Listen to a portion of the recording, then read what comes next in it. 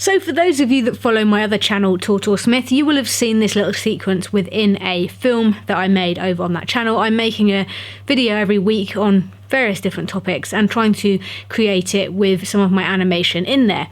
So for that, I had this wandering mind. Now, the actual brain I made out of clay, Nuplast clay, but it had a tinfoil core to make it a bit lighter and also so that I didn't have to use quite as much clay.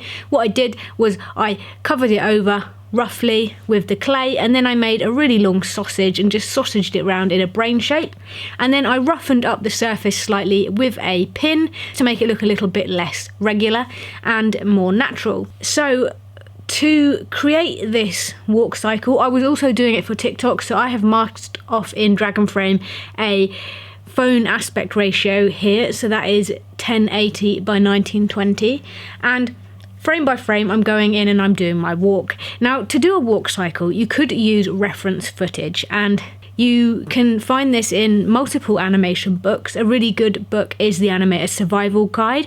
That was a book which helped me learn some of the fundamentals of animation myself. You can look at the key poses of a walk and that can help you give an idea, but the best thing I find is to just concentrate in your mind.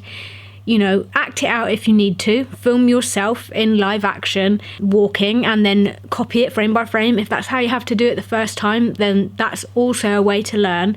But what I feel works best for me is to just really concentrate on what the legs are doing and just go for it. For my character, I have the brain, which is separate from the legs. The legs are each a cylinder of plasticine with a foot at the end, and one of them is on top of the other. I've put the foreground leg up with a little tiny bit of clay underneath the heel just to elevate it a bit and make it look more natural. Character animation like this isn't something that I do very often, and I haven't actually done a walk cycle in years, literally, but I really enjoyed doing this and it's something that I'm going to try and do more often. Considering how little character I've done, I think that this was pretty okay for a walk cycle, and one of the most important things really with a walk cycle is to make sure you get a bit of bounce. So, you know, you want a bit of up and down with the steps. Also, walk cycles will look different depending on what sort of emotion you want to get through in the walk. You're kind of showing a